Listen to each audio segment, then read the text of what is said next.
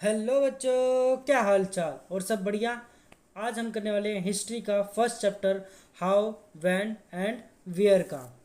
तो हमने इसका फर्स्ट टॉपिक हमने पढ़ लिया था कि तारीखें क्यों इम्पोर्टेंट होती है। आज हम पढ़ेंगे विच डेट्स, कौन सी तारीखें, कौन सी तारीखें। तो स्टार्ट करते हैं। अगर आपको ऑडियो में अभी भी दिक्कत आ रही है तो कृपया करके लीड का इस्तेमाल ज़रूर करिएगा या कोई ब्लूटूथ डिवाइस का इस्तेमाल कर लीजिएगा, जिसके वजह से आपकी जो हमारी जो आवाज़ है वो आपको सही से सुनाई दे बिना कोई रुकावट के। तो स्टार्ट करते हैं।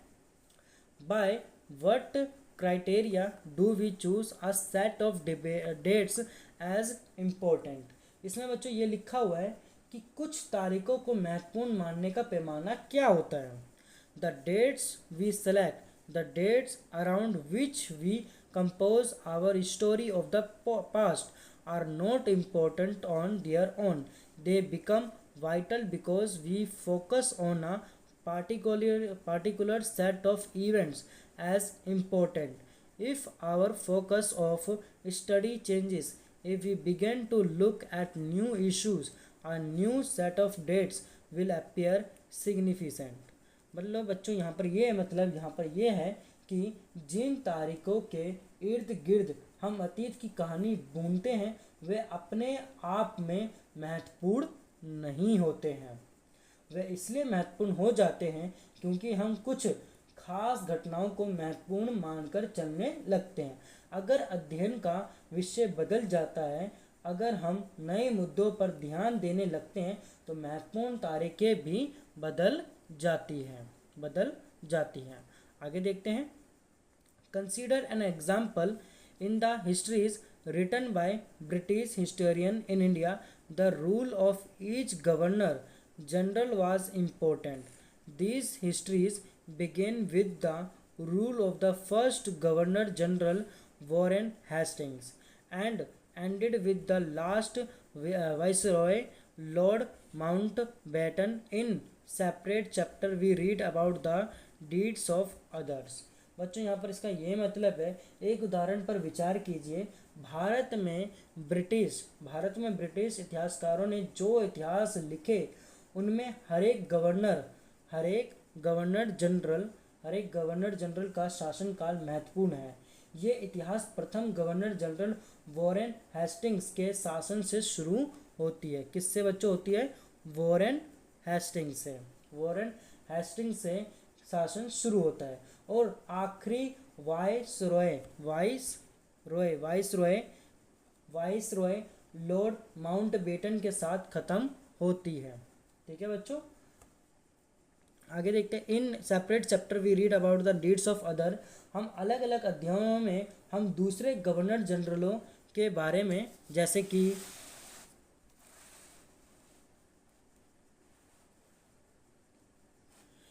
कि हेस्टिंग्स हो गया, या वेलेजली, बेंटिंग हो गया, डलहौजी, कैनिंग, लॉरेंस, लाइटन, रीपन, कर्जन और हार्डिंग और इरविन, इन सब के बारे में हम पढ़ेंगे। It was a seemingly never ending succession of governor general and viceroy. All the dates in this history books were linked to these personalities, to their activities, policies, achievement. It was as if there was nothing outside their lives that was important for us to know. The chronology of their lives marked the different chapter of the history of British India। मतलब बच्चों यहाँ पर इसका ये है कि जैसे कि इस इतिहास में गवर्नर जनरलों और वाइसरॉय का भी ना ख़त्म होने वाला सिलसिला ही छाया रहता था। इतिहास की इन किताबों में सारी तारीखों का महत्व इन अधिकारियों, उनकी गतिविधियों, नीतियाँ, उपलब्धियों के आधार पर ही तय होता था। ये ऐसा था मानो इन लोगों के जीवन के बारे में कोई ऐसी चीज़ नहीं थी जिससे जानना महत्वपूर्ण हो। इन लोगों के जीवन का क्रम ब्रिटिश भारत के इतिहास में अलग अलग अध्यायों के विषय में बन जाता था। आगे बढ़ते हैं। Can we not write about the history of this period in a different way? How do we focus on the activities of different groups and classes in Indian society within the format of the history of Governor General? बच्चों यहाँ पर इसका ये मतलब है, क्या हम इसी दौर के इतिहास को अलग ढंग से नहीं लिख सकते हैं? गवर्नर जनरलों के इस इतिहास के चौकटे में हम भारतीय समाज के विभिन्न समूहों और वर्गों की गतिविधियों पर किस तरह ध्यान दे सकते हैं, इसके बारे में हम इसमें इतिहास में पढ़ते हैं। आगे देखो, when we write history or a story we divide it into chapters. Why do we do this? जब हम इतिहास या कोई कहानी लिखते हैं तो उसे टुकड़ों या अध्यायों में हम बांट देते हैं। It is to give each chapter some coherence. मतलब इसको मतलब ये है कि ऐसा इसलिए किया जाता है ताकि हर अध्याय में कुछ सामंजस्य रहे। कोहेरेंस का मतलब होता है सामंजस्य रहे। It is to tell a story in a way that makes some sense and can be followed.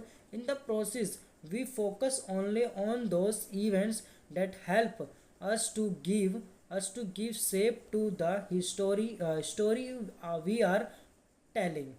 मतलब बच्चों यहाँ पर ये लिखा है कि इसका मकसद कहानी को इस तरह सामने लाना होता है कि उसे आसानी से समझा जा सके और याद रखा जा सके। इस प्रक्रिया में हम सिर्फ उन घटनाओं पर जोर देते हैं जो उस कहानी को पेश करने में मददगार होती है। In the historian that revolve around the life of the British Governor General, the activities of Indians simply do not fit. They have no space. What then do we do? Clearly, we need another format for our history. This would mean that the old dates will no longer have the significance they earlier had. A new set of dates will become more important for us to know. मतलब बच्चों यहाँ पर ये लिखा है कि जो इतिहास गवर्नर जनरलों के जीवन के इर्द गिर्द चलता है उसमें भारतीयों की गतिविधि कोई मायने नहीं रखती है, उनके लिए वहाँ कोई जगह नहीं होती है। तो फिर क्या किया जाए? जाहिर है हम अपने इतिहास का एक अलग खाका बनाना पड़ेगा। इसका मतलब क्या हुआ बच्चों? इसका मतलब यह है कि अब तक जिन तिथियों को महत्व दिया जा रहा था वह महत्वपूर्ण नहीं रहेंगी। हमारे लिए नई तिथियां महत्वपूर्ण हो जाएंगी। बात समझ में आ रही है बच्चों? तो आज के लिए बस इतना ही रहने दीजिएगा। विच डेट्स हमने ये कवर कर लिया है। आगे हम पढ़ेंगे हाउ डू वी पीरियोडाइज। ठीक है बच्चों, अगले नेक्स्ट वीडियो में हम ये वाला टॉपिक कवर करेंगे। नेक्स्ट वीडियो में। अगर आपको बच्चों इस टॉपिक का समझ में आ गया है तो चैनल को सब्सक्राइब कर दीजिएगा और बेल आइकन दबाना ना भूलिएगा। और हाँ, अपने दोस्तों को भी ज़रूर शेयर कर दीजिएगा। धन्यवाद।